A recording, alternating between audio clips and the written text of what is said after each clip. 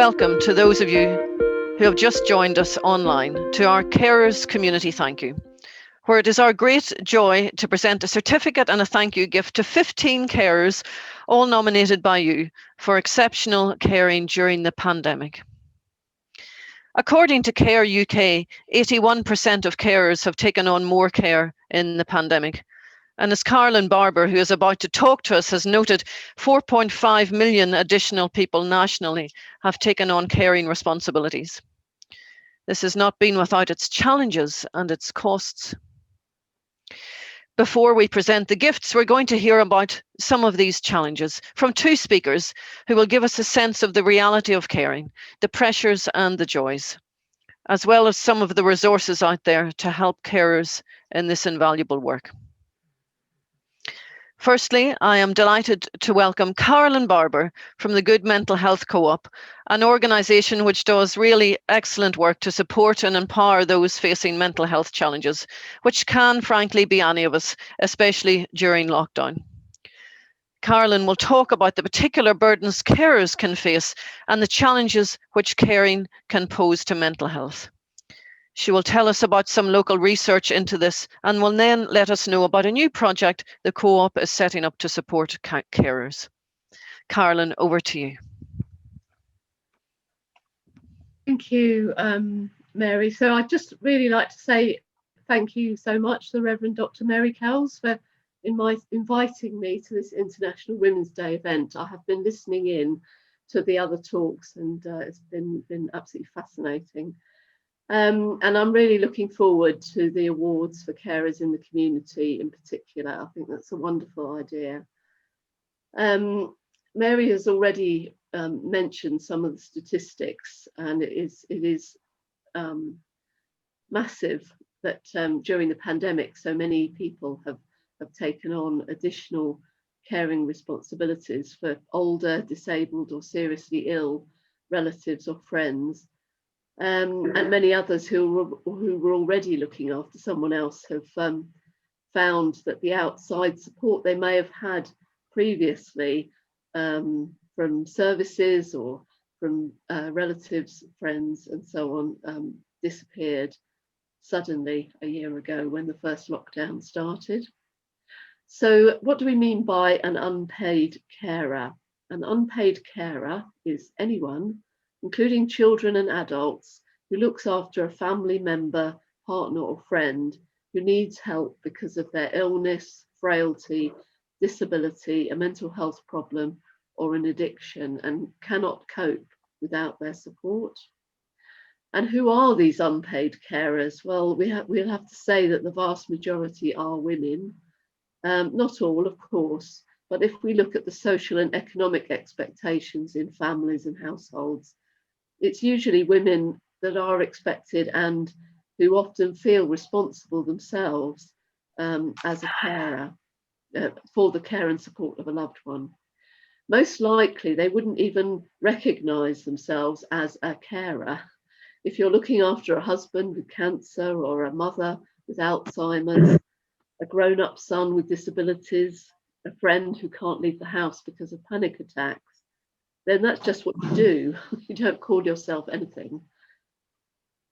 So last year, Healthwatch Hampshire carried out a survey with nearly 200 people taking part who had caring responsibilities. And as well as financial pressures and problems with employment, carers found that their family relationships were often under great strain, and many struggled with feeling isolated, frustrated, sad, worried, bored, trapped and fearful about the future. Here's a couple of quotes of people in this situation. My daughter has been diagnosed with autism, which is why she couldn't cope with so much change. Moving her into my house was the only option. I was working from home and it meant I could keep her calm, shop and cook for her. And she didn't need to deal with the strange world outside.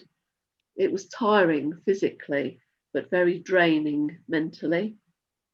And someone else said, there was no emergency support that I could access, so I moved my mum into my dining room for approximately 6 weeks and became her full-time carer. Whilst I did this willingly, I often felt overwhelmed and on my own. There's a strong theme through the survey responses that carers often felt there was a lack of support and respect.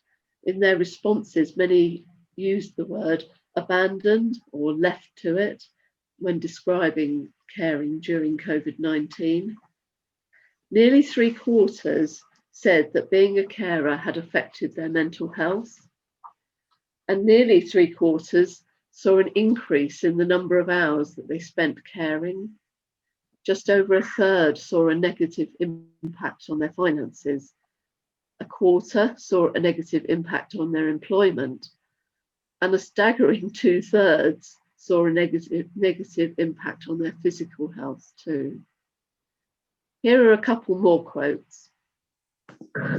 I had no respite by being able to take mum to her usual older person's activity groups. Her Alzheimer's disease worsened considerably during lockdown with increasingly challenging behaviour. I felt trapped with nowhere to turn to for a break. As a disabled 67-year-old myself, not in the best of health, I felt dragged down even more.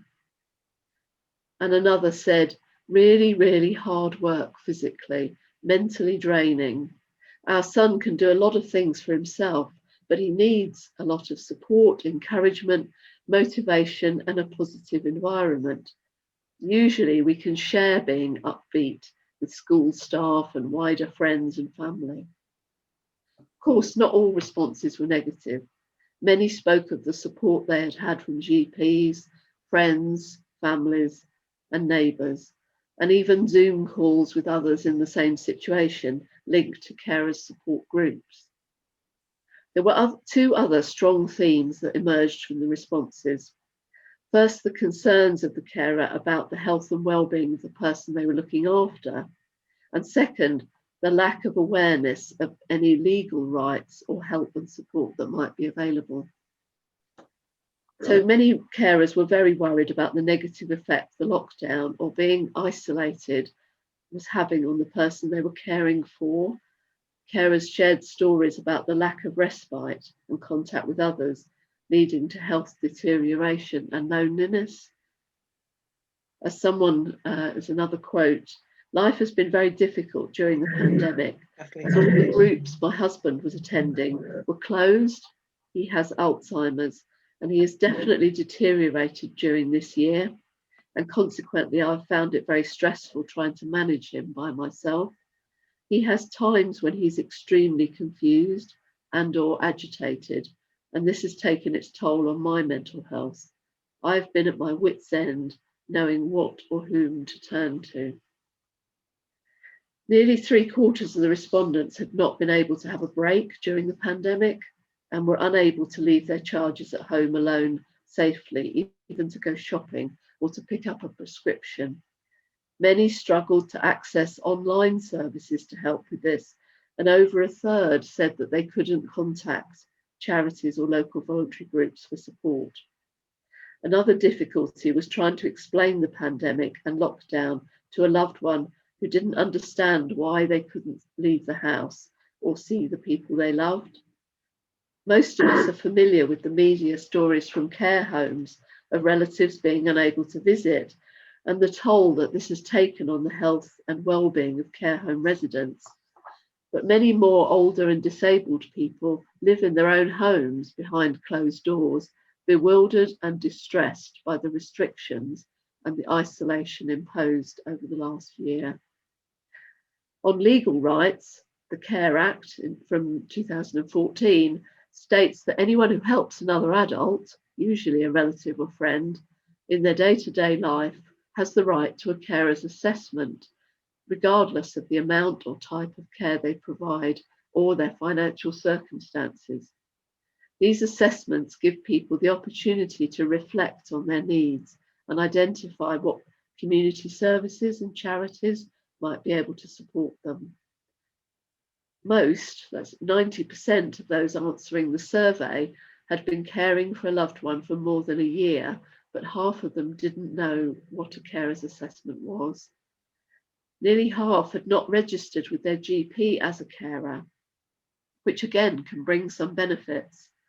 Registered carers can have a free flu jab. Often appointments with the GP can be more flexible to allow for the carer's circumstances. And also GPs can then share information with the carer about the health condition or medication and so on, with consent, of course. Although this wasn't covered in the survey, another benefit that many people are not aware of is the carer's allowance. This is a benefit that can be paid to someone looking after someone with disabilities for 35 hours a week or more. And for someone caring for 20 hours or more, you can apply for carer credits, which offset the national insurance you would otherwise pay if you were working. So there are some really good carer support services available. But as I mentioned earlier, many people don't think of themselves as carers and tend to just carry on without realising they might be able to get some additional support themselves. In Portsmouth, there's a carers centre run by Portsmouth City Council, and in Hampshire, there are carers support services provided by Andover Mind in different areas of the county. The Good Mental Health Cooperative is starting a new project in Portsmouth and South East Hampshire, backed by Solent NHS Trust. And we're offering a dedicated online space where those who are looking after or supporting someone else can find support themselves with their own mental health and well-being. There'll be some weekly group sessions on Zoom to meet up with others in similar situations. Often the best support you can have is knowing you're not the only one struggling. The weekly group will include activities and speakers, but also an opportunity to chat with others over a virtual cuppa. And if it's tricky to make the group session sometimes, then you can still join in the online community chat and access a range of useful information and wellbeing resources. And if there are times when you need some individual support, our project worker will be able to phone or Zoom call you personally on a regular basis. And for those really feeling at the end of their tether, we can offer more specialist one-to-one sessions with a professional healthcare or social work practitioner. Sometimes you'll need to know where is the best place to go for advice for a specific issue, and the project worker can help signpost you and offer support in accessing the right advice when you need it. So we're keen to get in touch with anyone here or that you know who is looking after someone else to talk further about how they might get involved and how we can help. I have got a link to a very short feedback form, and perhaps I could post that in the chat. And if anyone wants to fill that in with their contact details, we'd really love to hear from you. So thank you for listening, and I'm really looking forward to the awards part of the ceremony. Thank you.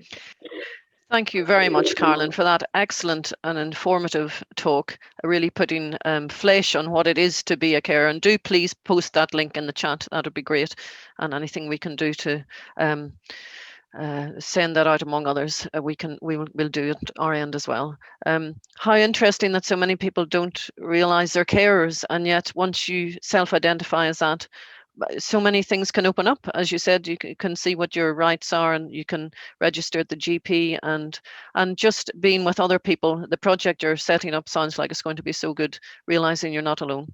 Thank you very much for coming today and sharing all of that with us. It's been superb. So our next talk is we're going to hear from Jean Wardner, who is a foster carer herself for children with special educational needs and disabilities. And she provides short-term respite for families. And she's going to talk a bit about her own experiences as a carer. But I'll tell you a bit about her first.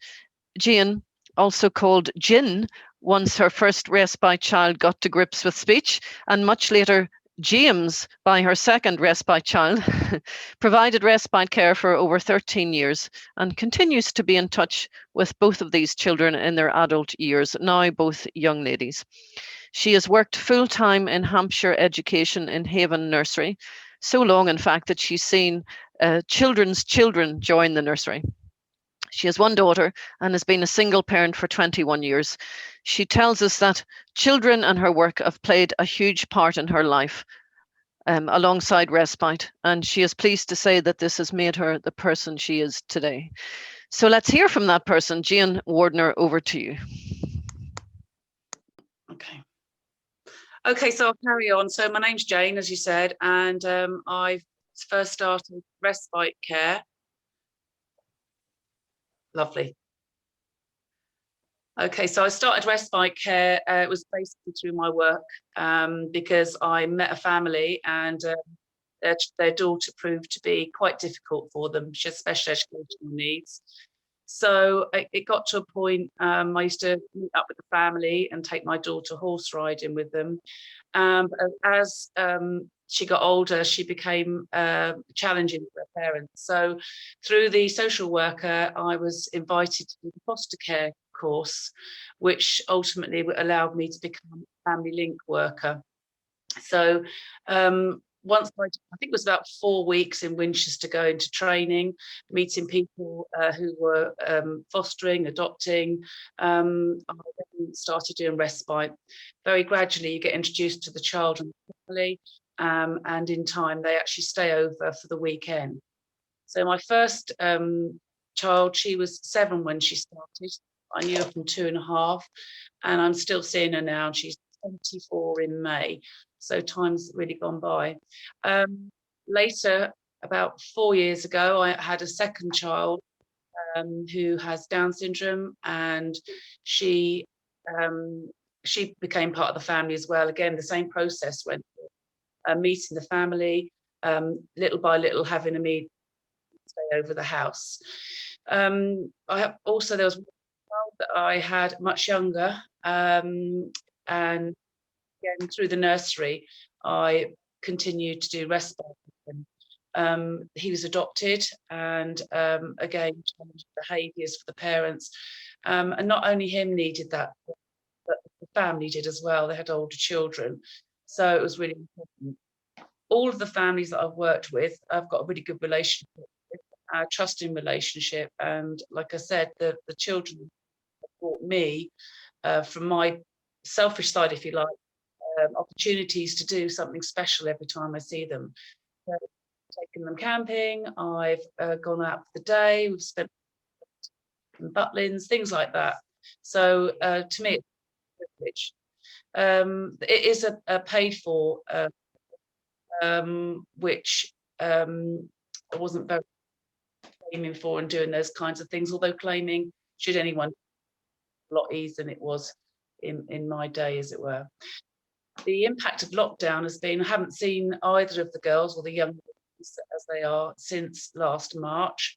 I have been able to see them on WhatsApp, say hello, and I've spoken to them over the phone, which can cause some issues with the first child I had, because her speech is limited, and when you're not there in front of her, using things like Makaton, sense of pointing and things like that can be difficult. I know the families miss me. I know I miss the children. Forgive me, they're not children, they're adults now, but yeah, it's been priceless for parents to have this time to do what they need to do, which is really important as well. So the support is really good. When I was actually as a foster carer, there are lots and lots of groups I could go to, on ongoing training, and literally I could pick out what suited me. I was quite lucky with the training I've had in nursing working, but it was a good opportunity to meet in similar situations. Yeah, I can't imagine when I'm going to stop. I'm not a foster care. I've recently given up that role, but I did actually have my first child in foster care with me for 3 months, I think it was. Yeah, because her foster carers, the relationships broke down really, and I'm still continuing to see her, and actually going to be going back to her parents now because her foster carer is suffering. So I'm still playing the important part in being in her life and supporting the transition. I think that's about it, unless you've got any questions. But it's a really good. It's been great for me. It's been a massive part of my life and my own family and friends. So it's not as informative or lots of stuff like the last lady that information, but it's definitely something. If you enjoy the company of children or young persons, then this is a to take. Okay, thank you very much. Thank you very much. I don't know whether you can hear me, Jean, but that's great. Don't worry at all about it being different from the previous talk. It was intended to be. We wanted to hear from the cutting edge what it was like actually being a carer. And thank you for sharing that with us and for all that you've done. Very good to hear from you. We now come to our community thank yous. Having appealed to people in the community to nominate anyone they thought deserved some recognition for their caring work during the pandemic, I'm delighted to say that we have 15 people we are able to say thank you to today. I'm also delighted that we have Councillor Kathleen Jones with us today to introduce this part of the meeting when we celebrate the hard work and dedication of these award winners. Thank you, Kathleen, for being willing to support us in this way. And in the middle, we'll get a chance to listen to the Portsmouth Military Wives Choir as well. Over to you, Councillor. Hello, everybody. Thank you so much for inviting me again. I came to you last year and had an absolutely wonderful afternoon. I'm so glad that the group's thriving, even despite the pandemic. And I'm sure because of the pandemic as well. So well done, everybody. So there's going to be 15 awards, and each time we're going to ask John if he'll put up the certificate, and there'll be a goodie bag, as Lily mentioned just now, but that will all be delivered to them later. But it's wonderful to have 15 people who have been nominated and receiving a small award. After the 7th, if any of the award winners would like to speak, if they could put it in the chat, and then Mary will be able to see you. And at the end of the 7 awards, you can speak if you'd like to. Don't feel that you have to, don't feel nervous or anything, but if you'd like to just say a few words, that would be absolutely wonderful. So after that, then we're going to have the Military Wives Choir, and then we'll go on with the next group of 8 people. And each time I'm hoping that, John, if I ask you or I don't ask you, if you'll put up a copy of the certificate as we go. So we'll start off. So the first winner is Paula Turner. Now, this lovely lady has been nominated by no less than 3 people: Caroline Kazor, Susan Hamilton, and the recipient herself, Helen Howard Davis, for her love and care towards Helen during the pandemic. Helen describes it as an unending friendship and love, support and food deliveries. My God-given bubble. What a wonderful acclamation, Paula. Paula's husband, John, has also joined in with her in this caring, so we thank him too. Together they have shopped, collected medication, transported Helen to the local surgery and other appointments, and helped with various practical issues with her flat, as well as inviting her for lunch, including Christmas Day. When Caroline remarked what a caring friend she had been to, Paula responded, I love Helen, and she is such an interesting person to be with. It has been a privilege. You know, that sentiment of privilege is what it is all about. As many of you know, I'm a member of the Little Way Healing Ministry, and at the end of the prayer, we always thank the person for the privilege of praying with them. The Lord always heals the recipient in some way, but often the benefits to the carers are not recognised, when in point of fact, the carers are truly blessed too. So a big thank you to you, Paula, and to Helen for allowing her to share her talents. Well done. So the next winner is Jan Beer. This wonderful member of St Faith's ministry team, Jan has been nominated by Dr. Norman Evan Rawls for her lovely nature in contacting him and his wife regularly to check on them during the pandemic, always making sure that they were all right. Also, he has appreciated Jan's excellent communion services for St Faith's. So thank you from us all Jan, and proving that a phone call can be great. So well done and congratulations. And I think maybe we could, although we mustn't unmute, maybe we could just give everybody a round of silent applause. Thank you. The next winner is Mrs. Alice Green. Jan Beer herself has been shielding while providing this excellent service to Norman. And in this regard, she has nominated 2 people. The first is Alice Green. Ever since she moved into our road in the summer, Jan says, Alice has been willing and shopped and collected medicine for us as we are shielding. She did this despite being pregnant and later having to care for her 2 girls. So thank you so much and well done, Alice. Jan Beer also nominated the lovely Kate Castle. Congratulations, Kate. Jan has said that from the beginning, Kate has been willing to go out in all weathers to collect medicine and other goods. She has always been helping us with a cheerful face and has dropped off the homemade treats. Yummy. Well done, Kate, and thank you for all that you've done.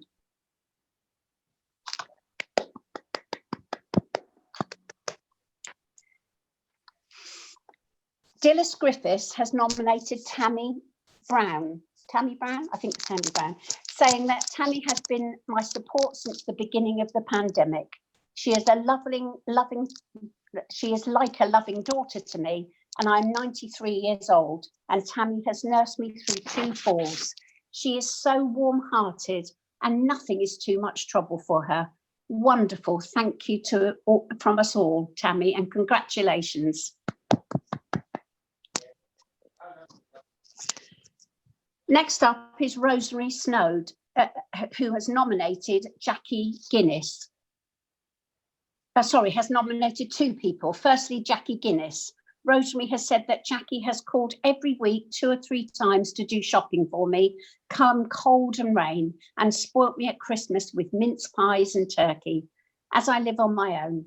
Her husband Peter also helped in this, so we were thanking you both today. Well done.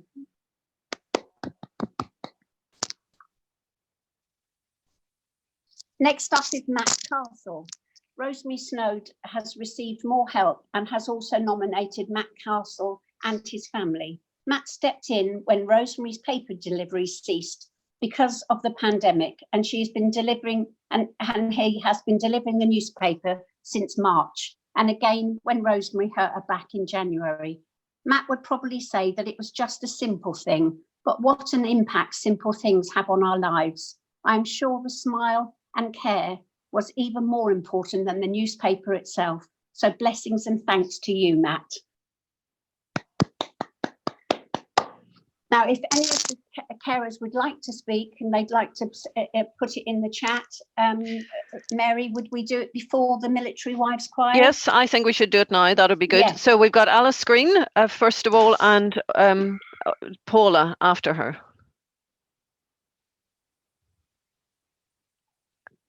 Alice Green.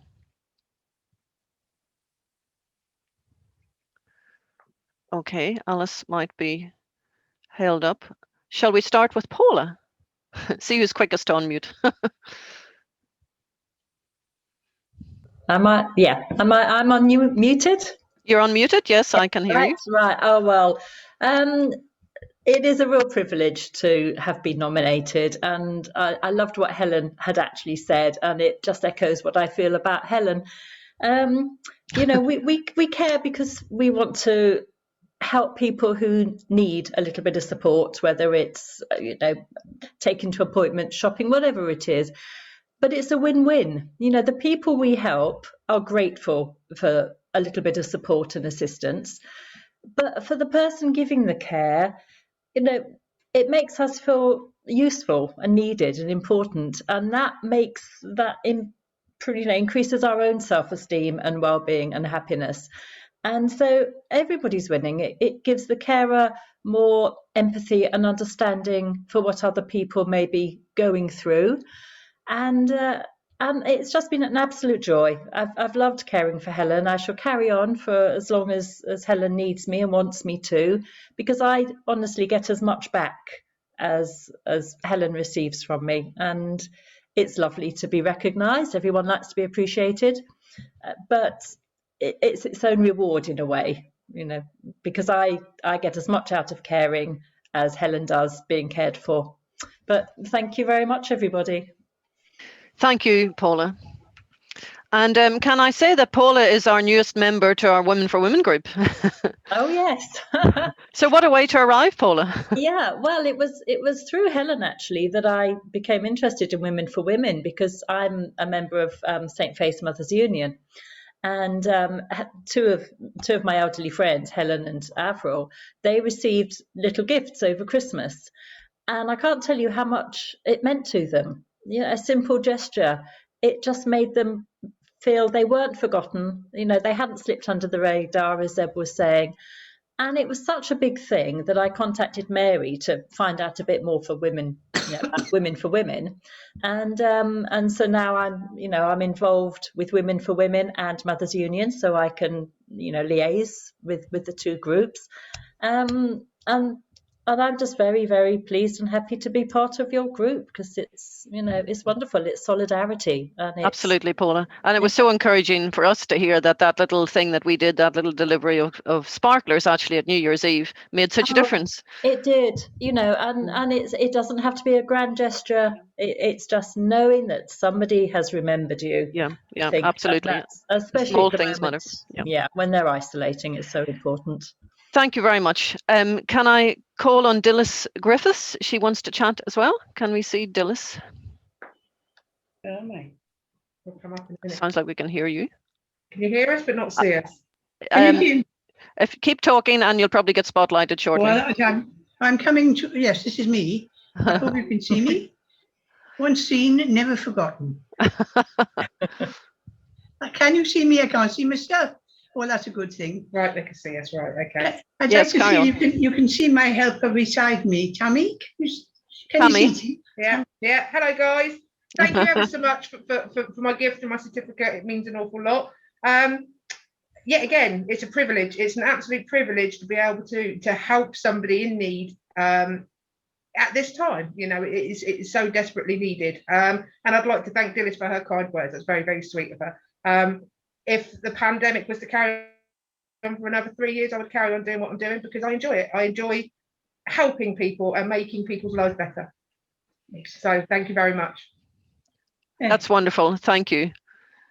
Great to hear from both of you. Now, can I try again for Alice Green? Alice, can you hear me? Yeah, sorry. Feeding time at the zoo. I can see you now. Carry on. Well, just very kind of Jan Beer to nominate me, and thank you very much for that. I really appreciate it. It was quite a struggle in the pandemic, because obviously I would have been working front line normally, but due to being pregnant, I wasn't able to work at my local, where I work in my nursing home, because obviously I had to be careful coming into contact with anyone with COVID-19. So it was a pleasure, and I will continue doing what I can for Jan and Michael Beer. Thank you very much. It's wonderful to hear from all of you, and thank you for all you've done. Back to you, Councillor. Thank you. That was lovely to hear from everybody. Haven't they all done well? But I think we all do so many things that you don't quite realise. Just a smile impacts on people's lives. So we're going to now listen to the Portsmouth Military Wives Choir, who actually I had the privilege of meeting a couple of times last year, and they are just a wonderful group of women. They're going to sing Stronger Together. And I think John said there might be some little trouble with the sync, but listen to the music. It's wonderful. Showing on the screen.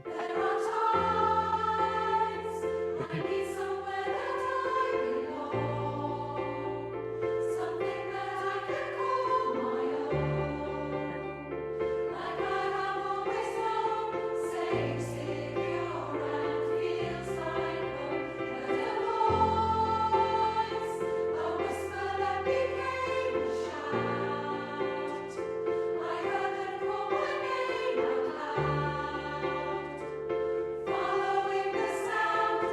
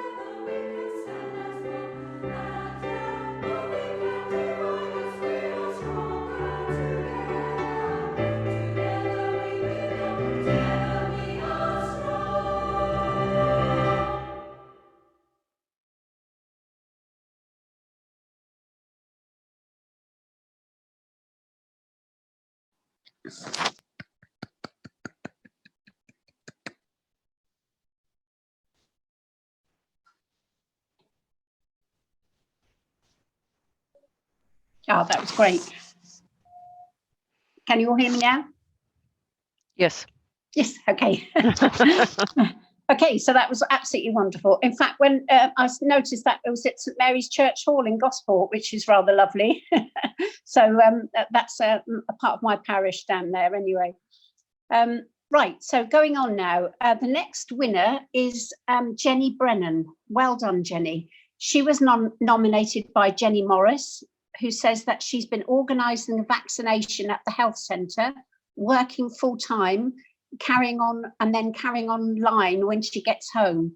The whole team have worked hard, but I'm most aware of Jenny. Wow, a big thank you to you, Jenny. And let's show her certificate and gift, please, John. Is he still there? The certificate and gift are the same for everyone. We'd show in the blank one. So that's fine. Kathleen. I thought they had, I didn't lean in to see if they had the name on them yet. Well done, anyway. So perhaps once is enough and we'll just go through the rest. Yes, perfect. Yeah, thank you. Okay, so Jenny Piercy has nominated Jane Rennie. She says that Jane was a carer and nursing until a year ago or so. Jane has cared for others despite her own ill health and the shock of nearly losing her sister to COVID at Christmas. So thank you, Jane, for your wonderful service to all. Next up is Hazel Stringer, who has been nominated by both Sarah Anderson and Ruth Dewland. Sarah says, Hazel is my wonderful neighbour and a best friend who calls me every morning to check what kind of night I've had and pops in to see me if I need anything. She has been helping me with packing for a house move, shopping, as well as extra treats, dog walking, appointments and personal care when needed.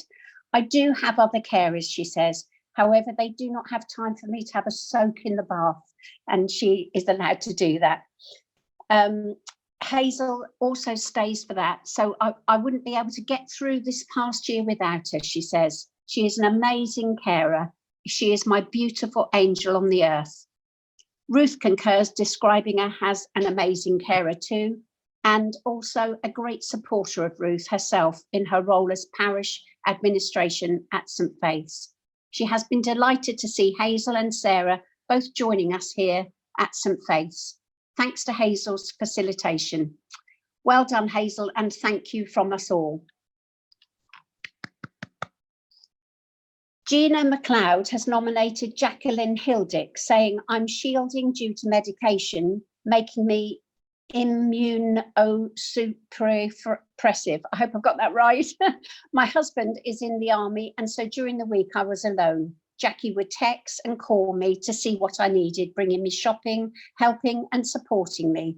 She is a manager of a home for adults with learning disabilities, and she cares for her service users, staying during the day and overnight 3 or 4 days a week to support them, meaning that her own staff can go home to their families. She is much loved by her team and service users too, a truly amazing character. Thank you, Jackie, from the bottom of our hearts.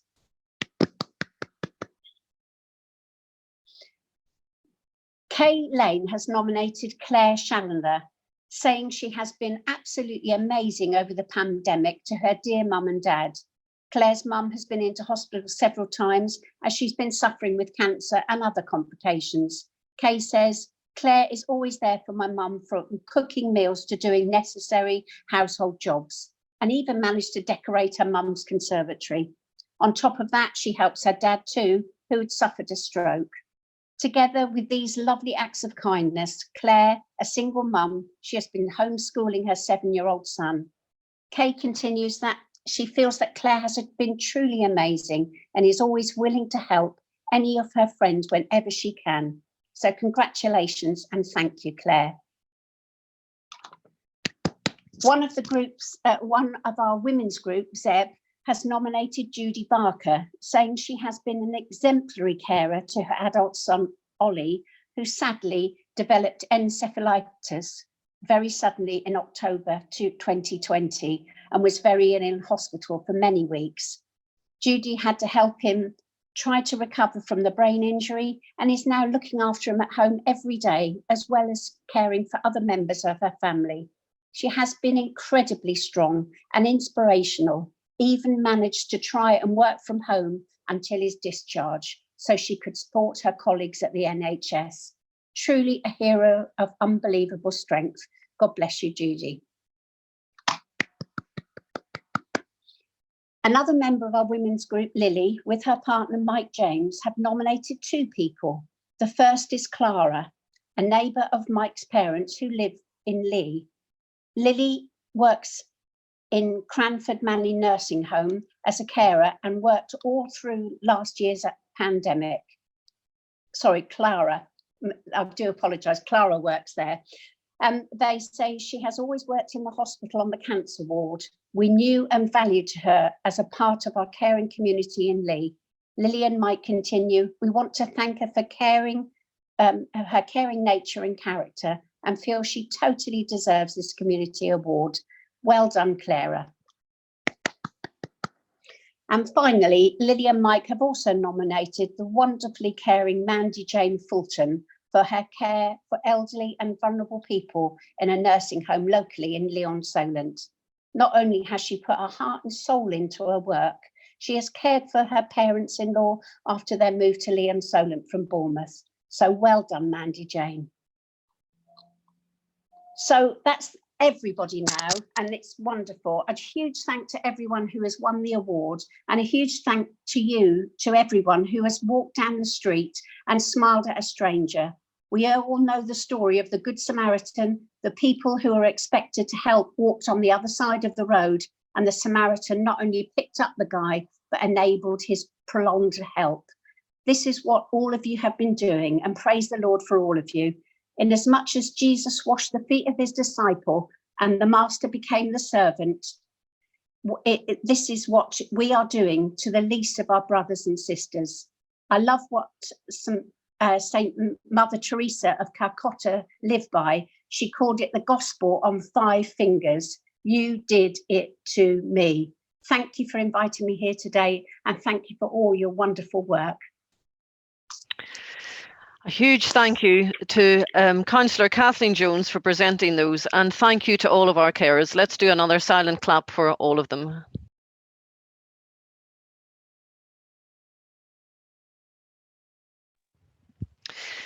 What tremendous work all of you carers are doing, and how much you are appreciated. Thank you.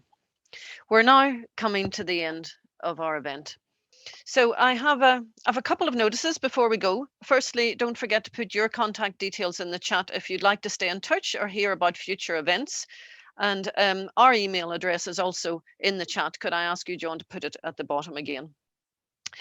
And I'd also like to tell you about a couple of other things we're doing. We're starting up a regular coffee morning online to begin with, and our first one is Wednesday, the 21st of April from 10 to 11:30. Again, hopefully that is going to appear in the chat shortly.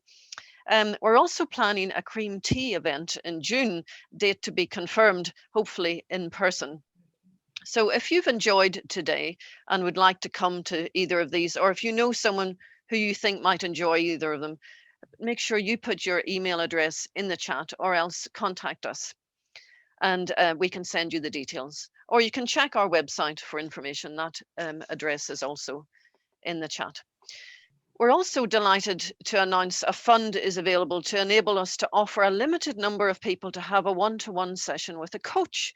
Juliana Posada Phillips, one of our members. She can't be here today as it's her son's birthday, but she says this about it. Lockdown seems to have created a world of home working and schooling, which has led to a feeling that time is limited for anything over and above the critical needs of the day. It may be, however, that you are ready to start planning the next steps that are important for you. Coaching is where a coach partners with clients to help inspire them to maximize their personal and professional potential. It is working alongside someone to empower them to realize their goals and formulate their next steps. So the full details of coaching should be appearing in the chat. That's several jobs for John. I hope he's able to do that. And again, if you're interested, please get in touch with us at Women for Women and we'll sort that out for you. Now I come to the thank yous. Thank you to everyone who has helped make today happen. We're particularly grateful to our speakers, Louise Miller, Commodore Melanie Robinson, Royal Navy, Mandy Bright, Wendy Butcher and the Solent Blue Tits, and to Carolyn Barber and Gian Wardner. Thank you to Councillor Kathleen Jones for presenting our awards and to the Portsmouth Military Wives Choir for singing for us. Father John Preston, you deserve a special thank you today for taking care of all the technical matters, which has been invaluable. Thank you too for all the members of Women for Women in Lee. We have done this together. A special thanks to Lily for parcelling up our gifts so beautifully, Bridget for giving them house room and for obtaining 3 tablets for us, which meant several of you are, we hope, here who wouldn't otherwise have been able to attend. And special credit to Bridget for coming on her birthday. Thank you to Lauren for designing our certificates and to Sue Townsend for using her wonderful calligraphy to write on them. I would also like to thank Michelle McSorley and the Waits Construction Group for the funding which has supported this event. And most of all, thank you to all of you for coming. None of it would have been worth anything without your presence. It's been so good to have you all here. Is there anything else that anyone would like to share with the group or say before we go? If there is, do unmute yourselves. I'll just pause a moment and then. Can I just say, Mary? Yes. Thank you very much to you also for organising it all and putting in lots of preparation, because I'm sure it's not easy to coordinate all this over Zoom. So well done to you as well. Thank you very much, Seb. I appreciate that. Right, we're going to finish with a blessing. So I invite you, if you wish, to unmute yourself in time to join in with the Amen if you would like to. So we're going to have a PowerPoint, some images to go with this, I believe. So I'll just wait for John to screen share. May everything in you be blessed, and may you bless everyone and everything. May you be bathed in the blessings that the great blesser delights to shower upon you. Bring forth buds of hope. Bring fruitfulness to this parched and longing earth. May flowers and beauty bloom on it. May friendships grow on it. May songs burst forth. And may we bless each other as we sing them. The blessing of God be yours. The blessing of the perfect Spirit be yours. The blessing of the three be pouring on you, softly and generously, more and more and forever. Amen. Amen. Amen. Amen. Thank you, John. So if you stop screen sharing, I'm going to suggest that to finish, we all raise our hands to make the hashtag choose to challenge gesture before we close. So instead of the Zoom goodbye, which we usually do, it's raising your hand to say, yeah, we choose to challenge. So thank you all for joining us. It's been a great afternoon and God bless you all. Bye-bye. Thank you, Mary. Bye. Bye. Thank you. Thank you. Yes, thank you, Mary. Thank you, Thank you, Mary. Thank you, Mary.